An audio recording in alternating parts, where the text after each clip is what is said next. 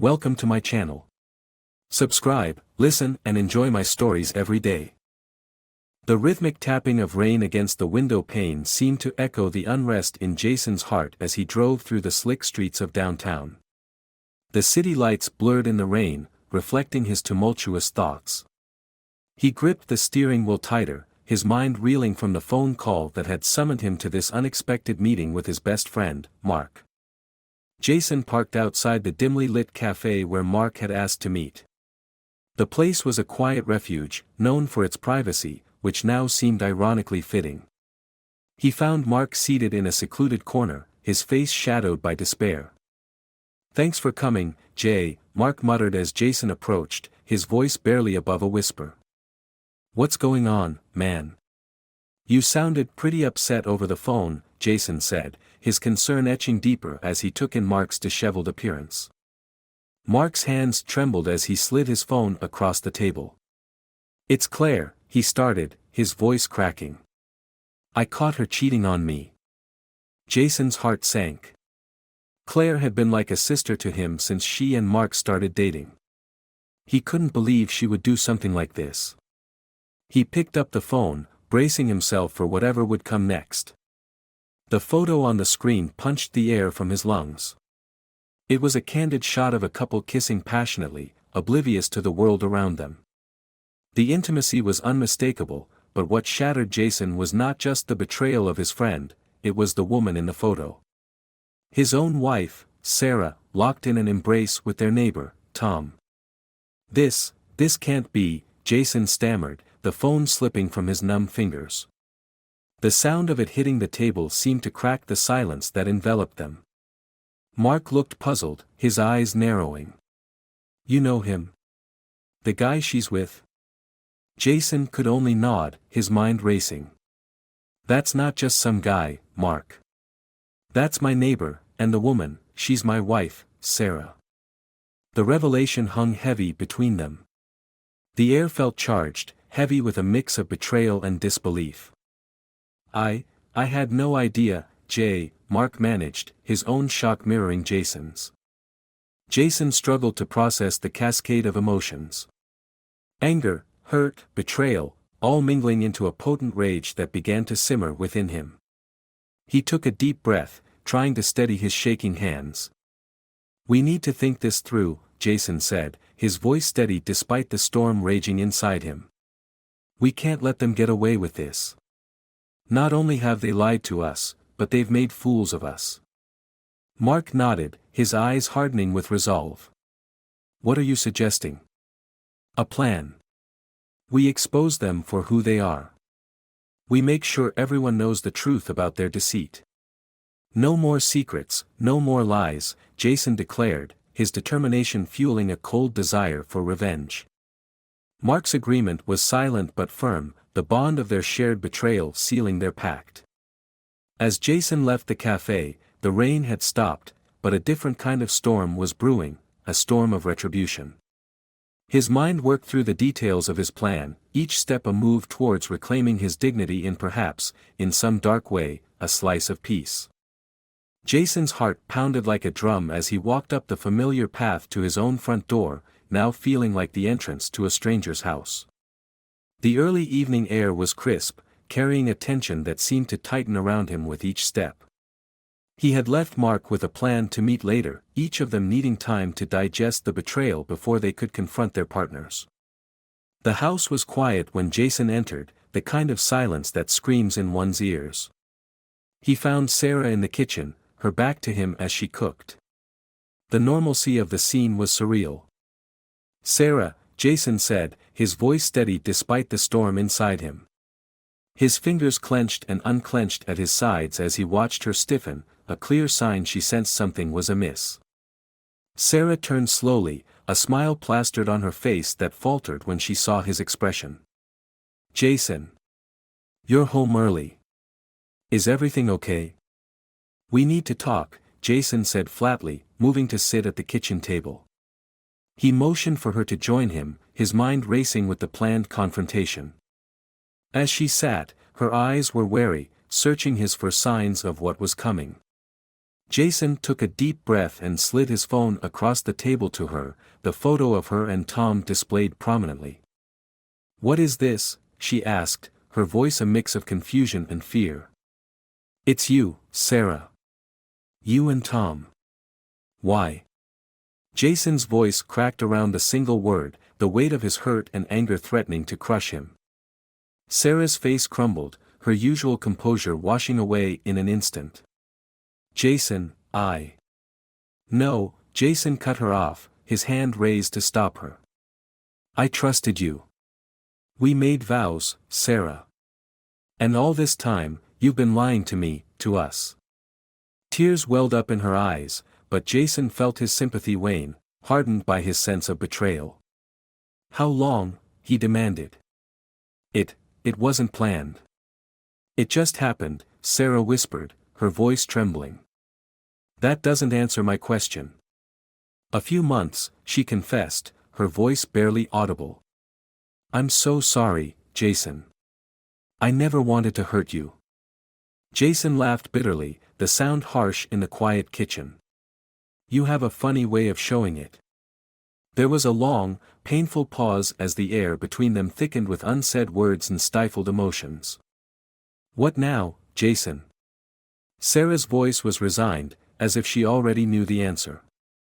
"We're done, Sarah."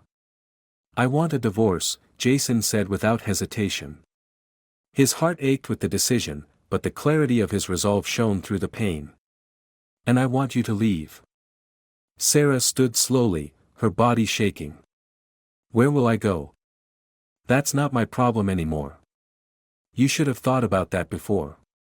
His words were cold, foreign to his own ears, but necessary. As Sarah packed a bag, her movements sluggish with shock and sorrow, Jason called Mark. "It's done. I told her it's over and asked her to leave."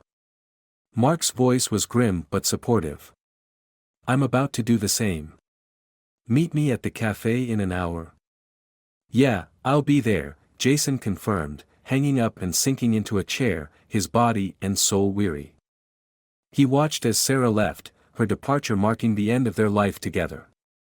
Despite the sharp pang of his broken heart, a part of him felt liberated, ready to rebuild from the ruins of betrayal. As Jason headed out to meet Mark, the evening sky stretched wide and dark above him, a canvas waiting for new stars to emerge. The cafe was dimly lit and nearly empty when Jason arrived, the atmosphere thick with the scent of brewed coffee and the low hum of quiet conversations. He spotted Mark at their usual table, his face grim, a stark contrast to the relaxed backdrop. "You look like hell," Jason commented as he sat down, his own reflection in the cafe's window mirroring a similar disheveled appearance.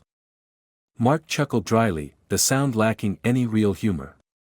"Feel like it, too. I told Claire everything. She's gone, packed up and left on the spot."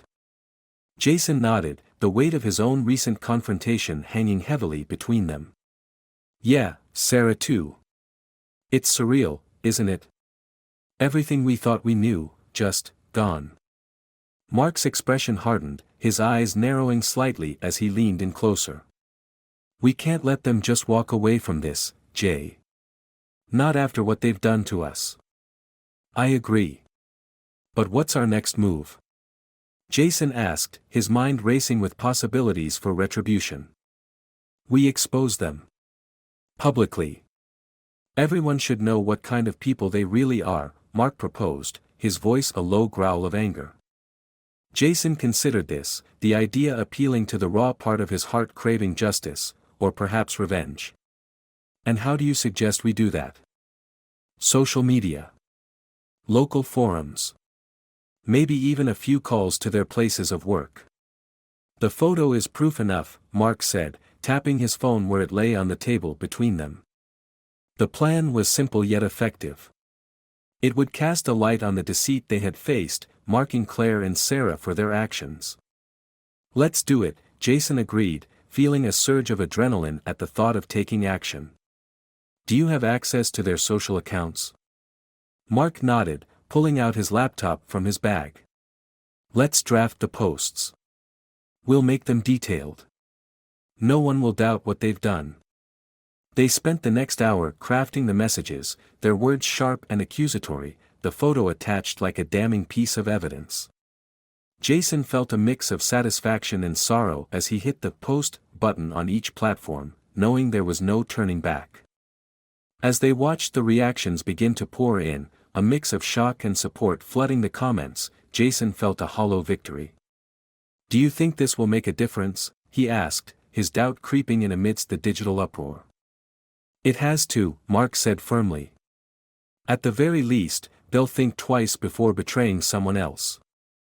The night grew late, and the cafe began to close up. The two men stood, their bond strengthened through shared betrayal and a plan set into motion. "Where do you go from here?" Mark asked as they stepped out into the cool night air. Jason shrugged, the future uncertain but oddly freeing. "Rebuild. Maybe move somewhere new. Start fresh."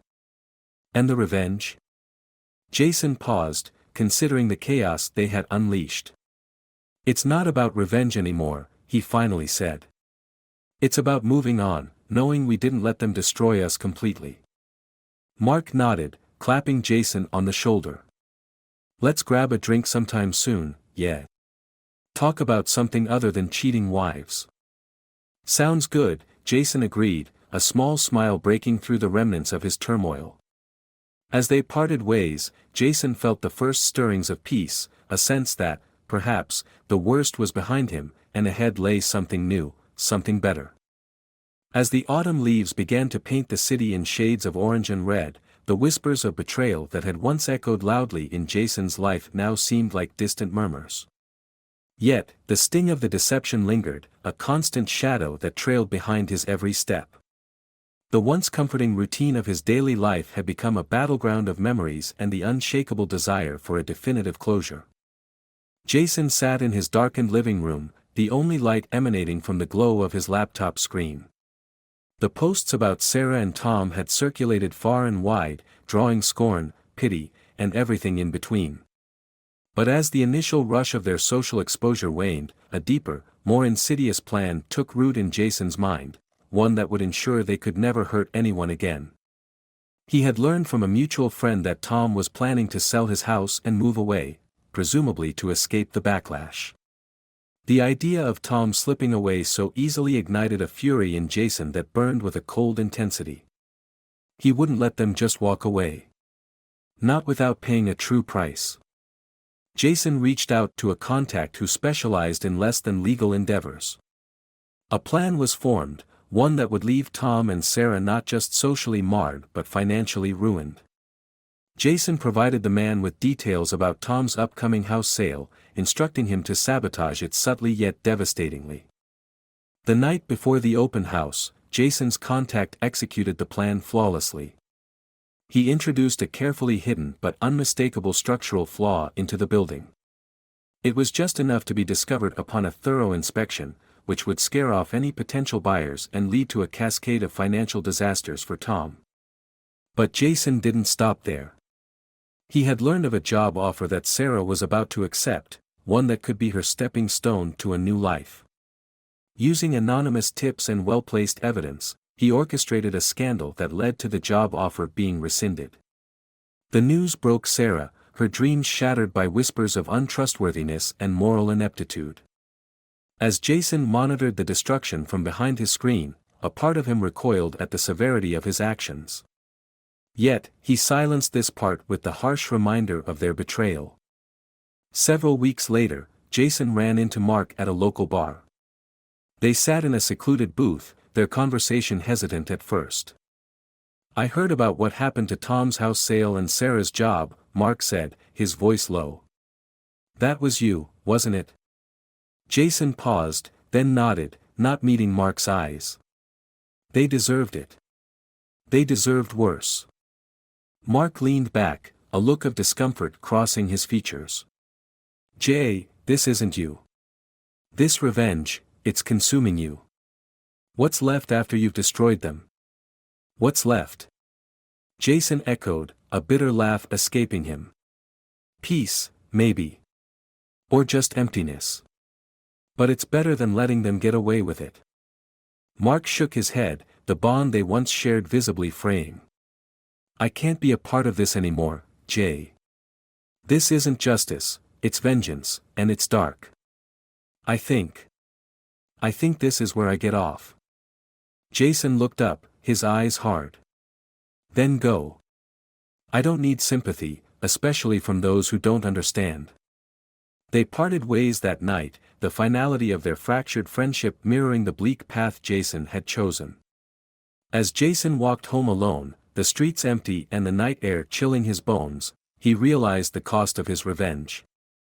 He had desired to destroy those who betrayed him, but in the end, he was left standing amidst the ruins of his own making, victorious yet utterly alone. The surprise of his complete transformation was not lost on him. He had started as a victim, became an avenger, and now he stood as something unrecognizable, even to himself. The city lights flickered as he walked, shadows playing across the ground like the flickering remnants of his former life.